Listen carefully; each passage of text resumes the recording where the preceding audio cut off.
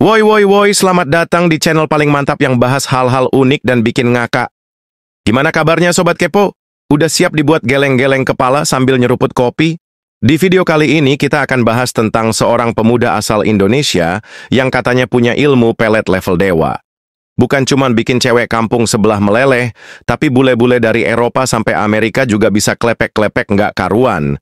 Bayangin aja, baru senyum dikit, cewek bule langsung nanya, "Do you believe in love at first sambal?" Gokil kan? Tapi sebelum kita bongkar jurus cinta si Mas Pelet ini, jangan lupa untuk like videonya, subscribe channel ini, dan komen dari kota mana kamu nonton. Siapa tahu ilmu peletnya nular lewat layar. Langsung aja kita masuk ke ceritanya sebelum Mas Pelet keburu viral di luar negeri.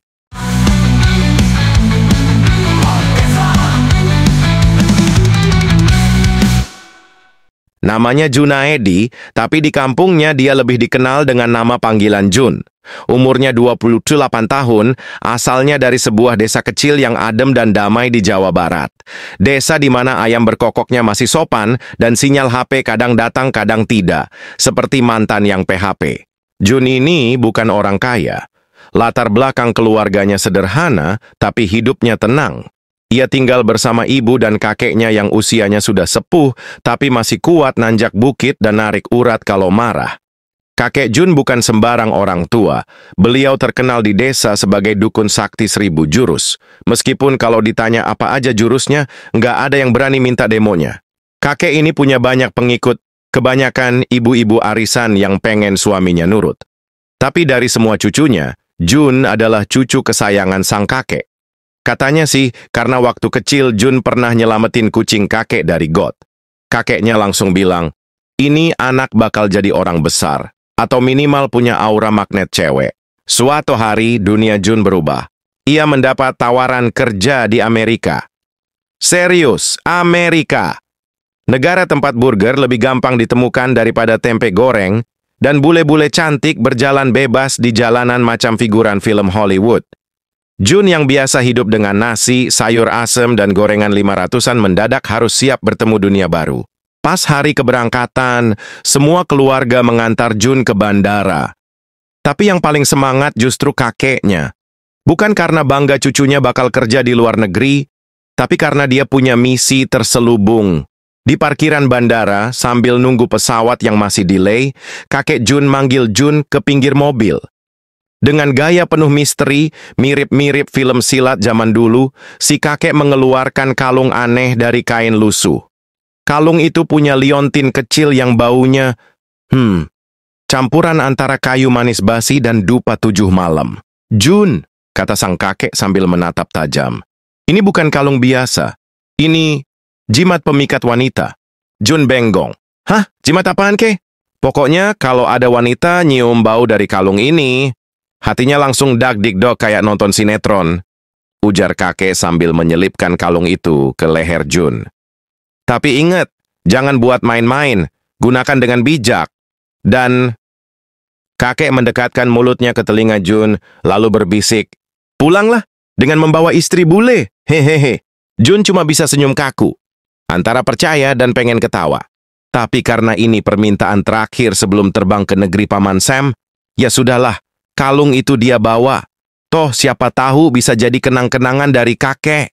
Yang Jun nggak tahu, kalung itu akan mengubah hidupnya selamanya. Begitu Jun menginjakkan kaki di Amerika, rasanya seperti masuk ke dunia lain. Semua serba besar.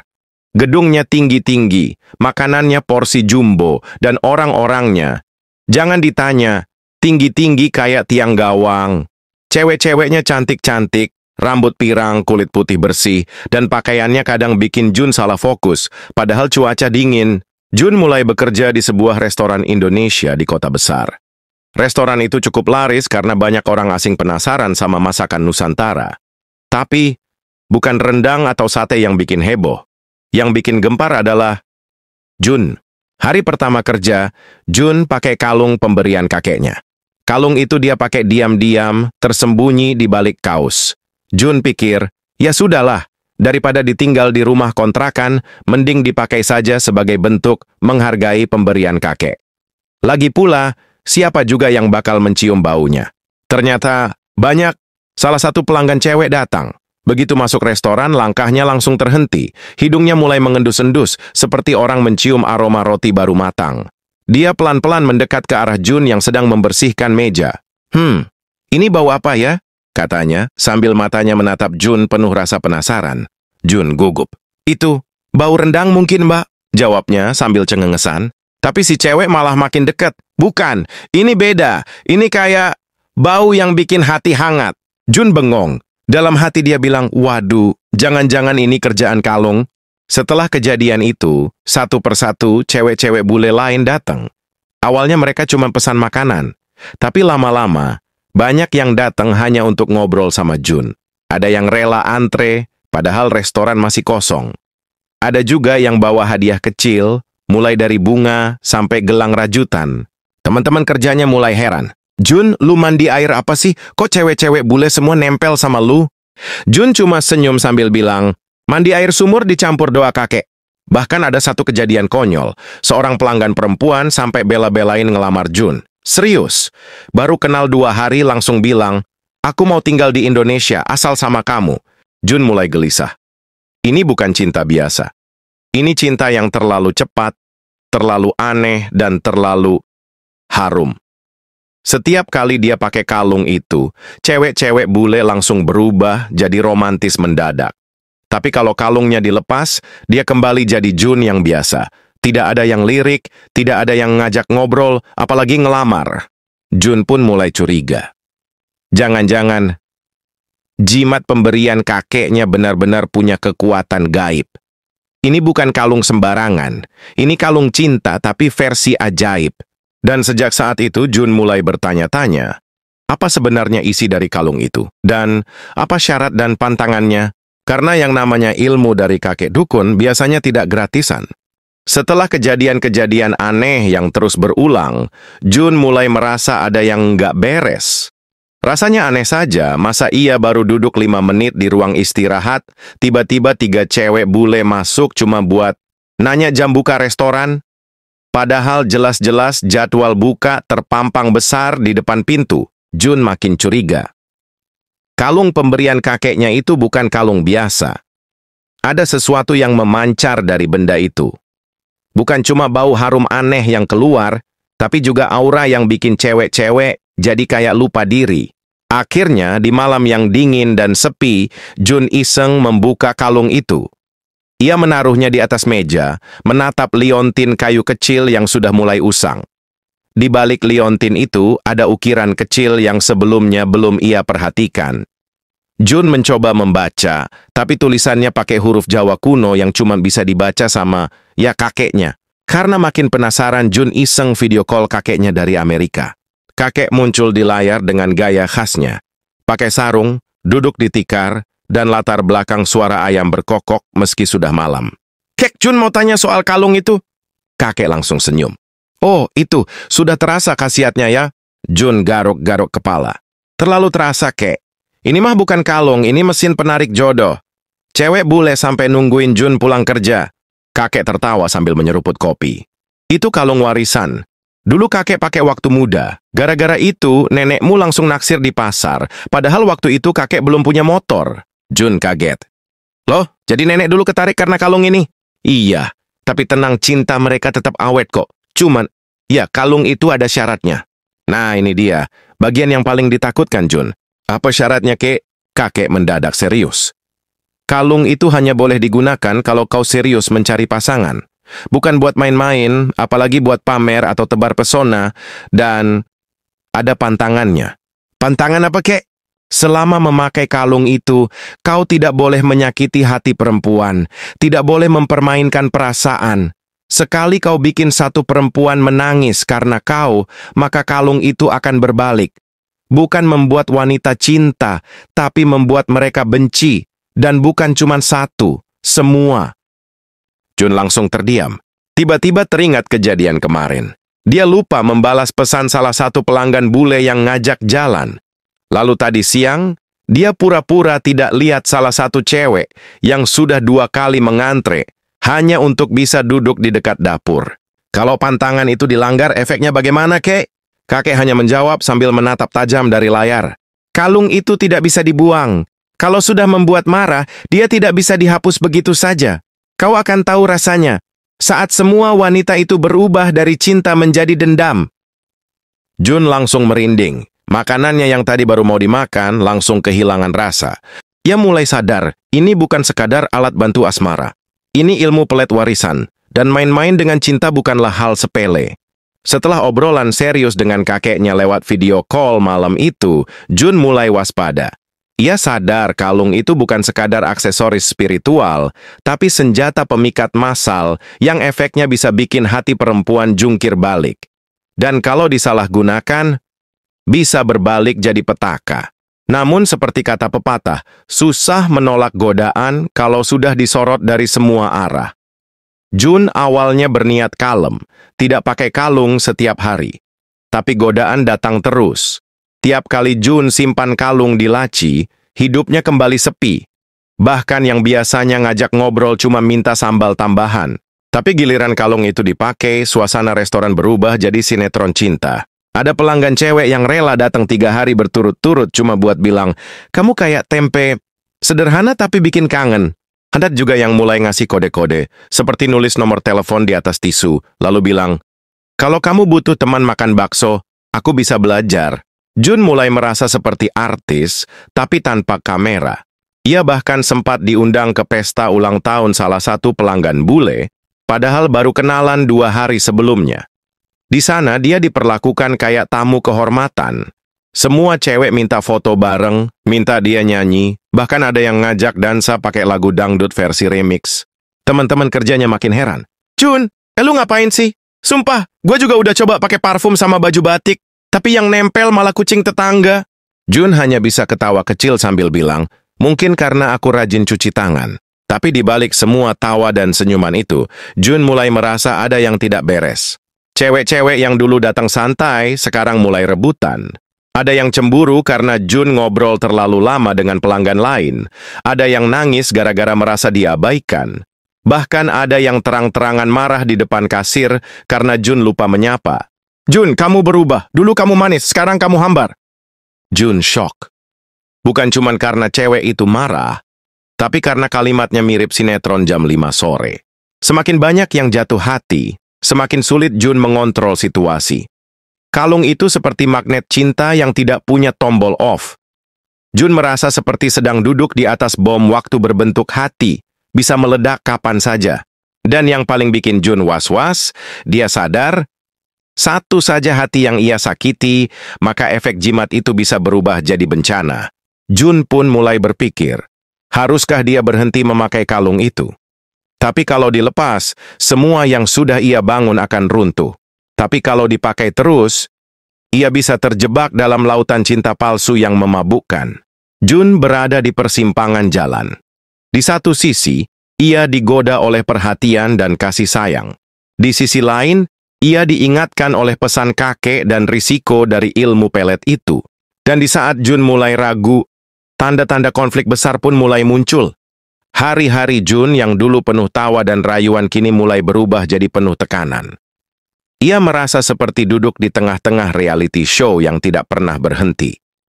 Bukan karena kamera tersembunyi, tapi karena perempuan-perempuan bule yang tadinya penuh cinta, sekarang mulai menunjukkan gelagat aneh. Awalnya 1-2 saja yang curhat lewat pesan. Ada yang bilang Jun mulai dingin. Ada yang merasa diabaikan. Tapi makin lama, keluhannya makin dramatis. "Aku lihat kamu jalan sama perempuan lain kemarin, kamu jahat. Aku nulis puisi buat kamu, tapi kamu bahkan nggak bilang terima kasih. Kamu terlalu memesonan, aku capek nahan perasaan ini." Jun yang awalnya cuma senyum-senyum tiap baca pesan, sekarang mulai deg-degan. Karena jumlahnya bukan 1-2, tapi puluhan. Grup pesan singkatnya penuh notif dari nama-nama bule yang semua pakai emoji patah hati. Puncaknya terjadi saat Jun sedang melayani pelanggan di restoran. Tiba-tiba 3 cewek bule datang bersamaan dan langsung mendekat. Jun masih sempat tersenyum, sampai salah satu dari mereka nyeletuk dengan nada tinggi. "Jadi, kamu deketin semuanya?" Restoran langsung sunyi. Sampai kipas angin pun kayak berhenti muter. Jun panik. Keringat dingin mulai mengalir. "Loh, ini salah paham? Tapi belum sempat Jun menjelaskan, satu cewek lainnya sudah menunjuk ke leher Jun. Itu dia, kalung itu. Aku mencium bau itu pertama kali waktu jatuh cinta sama kamu. Semua mata tertuju pada kalung di balik kerah bajunya. Jun refleks menutupi leher, tapi sudah terlambat. Rahasianya terbongkar. Jangan-jangan, kamu pakai sesuatu biar kami jatuh cinta? Tanya salah satu cewek lain yang matanya mulai berkaca-kaca. Jun bingung. Mau bilang iya, takut makin ribut. Mau bilang tidak, takut kalungnya mendadak ngamuk. Akhirnya Jun memilih diam. Dan itu adalah pilihan yang salah. Dalam waktu kurang dari 5 menit, keributan pecah. Cewek-cewek bule yang tadinya saling rebutan perhatian Jun, sekarang justru kompak menyerangnya dengan kata-kata pedas. Kau penipu hati! Kau pakai trik kotor. Kembalikan perasaanku yang tulus. Jun seperti disiram air cabai. Panas, bingung, dan pengin pulang ke kampung. Sejak kejadian itu, restoran tempat Jun bekerja jadi sepi. Bukan karena makanannya tidak enak, tapi karena rumor tentang Jun si dukun cinta dari Indonesia sudah menyebar. Cewek-cewek bule yang dulu jatuh cinta, kini berubah jadi gerombolan anti Junaedi. Bahkan ada yang bikin status di media sosial. Hati-hati cowok dari Asia yang bawa kalung. Jun benar-benar terpuruk. Kalung yang dulu membawa banyak senyum dan perhatian, kini jadi sumber masalah. Dia mulai sadar, pesan kakeknya benar. Kalau menyakiti perasaan satu perempuan saja, kalung itu akan berbalik arah. Dan sekarang, bukan satu, tapi puluhan hati perempuan sudah ia kecewakan, meski tanpa ia niatkan. Jun mulai takut. Bukan takut ditinggal, tapi takut kalung itu benar-benar berubah menjadi kutukan. Setelah semua kejadian yang membuat kepala panas dan hati mules, Jun akhirnya sadar. Hidup dikejar-kejar bule bukan hal yang menyenangkan kalau yang dikejar bukan cinta, tapi ilusi aroma jimat.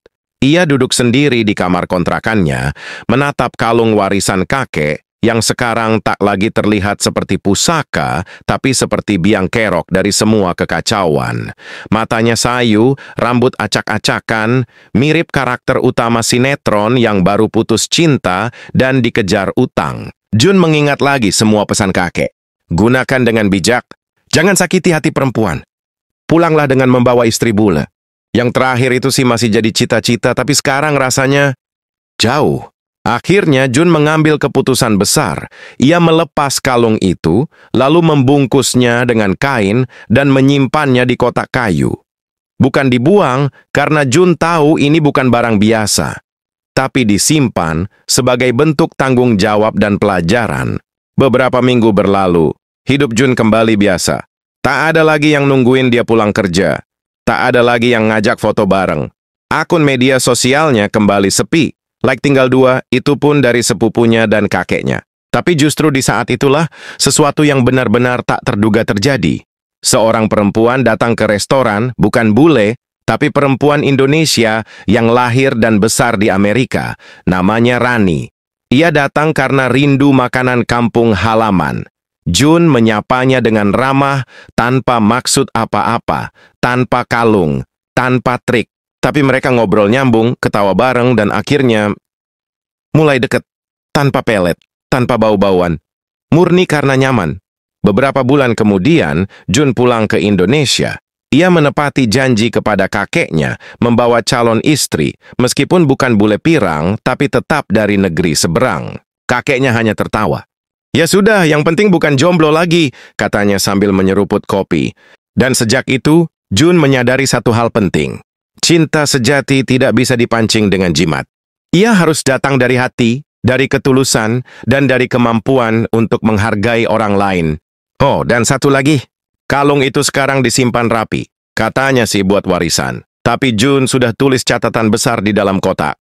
Jangan dipakai sembarangan. Kalau cuma buat gaya-gayaan, siap-siap dikejar cewek satu kampung.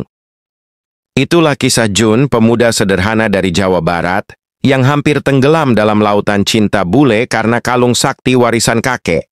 Ya, kalau kamu suka kisah ini, jangan lupa like, subscribe, dan komen di bawah. Dari kota mana kamu nonton, dan kalau kamu pernah ngerasain yang namanya cinta karena aura misterius, hati-hati. Jangan-jangan kamu juga ketempelan jimat. Sampai ketemu di cerita selanjutnya. Jaga hati, jangan tebar pesona sembarangan.